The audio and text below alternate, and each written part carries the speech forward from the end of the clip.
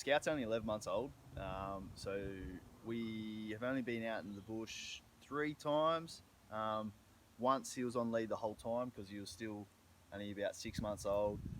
Another time we had him on a long lead, and the third time I got all his Garmin Alpha tracking collar with the T5 all sorted, and updated the dogs category on my R license, and we had him roaming around to start off with. Now he started awesome, scenting, circling back, coming back to us when called, and then the day sort of turned.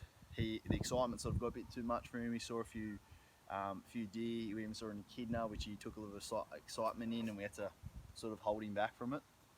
And then his recall and his obedience sort of went out the window from there.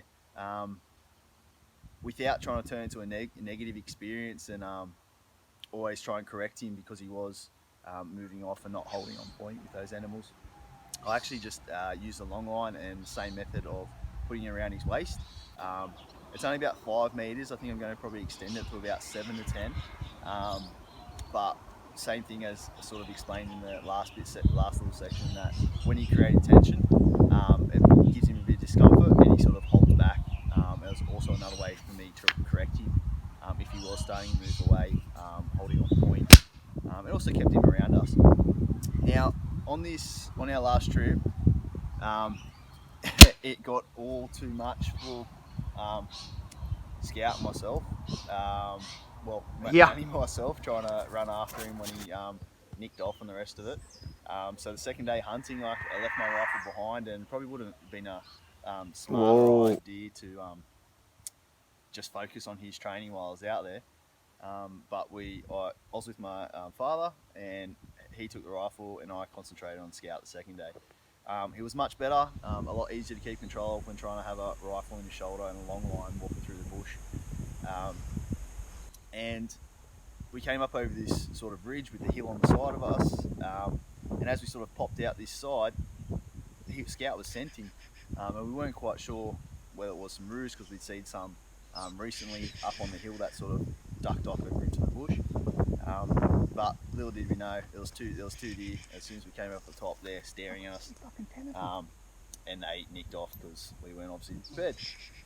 Anyway, we sort of rested for a moment, about 5 minutes, and then we went off to the bush, and Scout was itching. He knew something was there. He knew he could smell them. So we moved off, and within about 200 meters, 300 meters, we came across about a mob of 20. There was one and another moving through the channels of the pines. We couldn't quite get a shot off. Well, my father couldn't. He was in a different channel of the pines to me and couldn't quite see them clear to make a ethical shot. So they ended up moving on. They weren't quite sure what we were, but they also didn't spook. Now, the thing here is not to chase them. We let it settle for again, and then we checked where the wind was and sort of moved, keeping the wind in our favour, down into the valley or the gully that they all moved to, and that actually worked to our favour. Once again, within about that 200-300 metre mark, we come across them again. This time, when they started to move off, put off a bit of a doe call, like a meow. It held them up long enough to get for my dad to get a shot off. And here's where the story takes a real turn. You, as a hunter, I guess sometimes you hit it, sometimes you don't. It was one of the times where we just weren't quite sure. When after we shot, there was that many, they just scattered everywhere, and we weren't sure. Through the pines, it was quite hard to see if one went down or what exactly happened. So we followed where the general mob went, and then we found all the tracks. We followed that for about 10-15 minutes, obviously slowly through the bush, trying not to spook one if we had hit, and no luck. So sort of that feeling comes over you, like, oh, have I missed? Have I wounded one and not being able to harvest it or put it down ethically? So we started walking back to where the shot was, and we're going to continue around a bit closer to some private property on the edge of the state forest. Little did we know, as we were standing 50, 100 meters in the opposite direction from where we'd originally taken a shot at scout. My pup started walking off into the bush and was pointing quite, I guess, quite seriously, you want to say, as we hadn't really seen him do the rest of the trip. So I sort of nodded to my father and said, "Oh well, we got nothing to lose. We may as well follow him in there. We've already taken the shot, so everything else is probably spooked." And little did we know, in 5 to 10 meters, he's actually picked up a blood trail. And father and I both looked at each other and went like, "Wow, this is unbelievable." He's picked up blood trail 100 meters away from where we are, where we thought the direction we thought the deer went. So we let him off the long lead, and he was on that blood trail. Within another 50 meters into the bush, he'd come within 5 meters of the deer, but yet he'd never seen a deer in real life before, so didn't actually know what he was looking at. Until he saw the leg, and because I've brought legs home for him to eat before, he latched onto the leg and didn't let go because he wanted to eat the leg. So we gave him lots of praise, lots of attention, sort of highlighting the positiveness of it. And I guess that highlights how amazing these creatures are.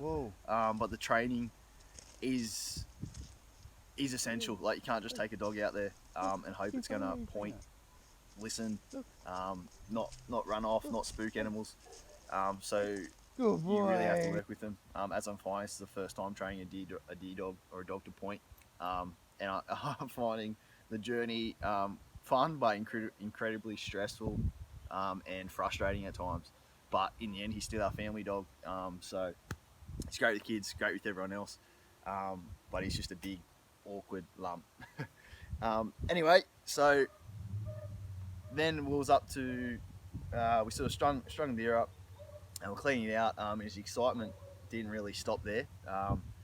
We had to sort of tie him off to a tree and give him a bit at a time because he just wanted to be a part of it all. I'm not quite sure if that was the right thing to do. It wasn't a negative thing. He was still getting treats, but he just wanted to be a part of it. So I don't know if there's any pointers for anyone. Let me know what you do in that situation, or what your dog does. Because yeah, he just wanted to be a part of it, but he was licking all the meat, and it was, well, the meat we were going to consume, so didn't want to sort of introduce that bacteria. But yeah, he just wanted to be around it the whole time. Yeah, and that's it.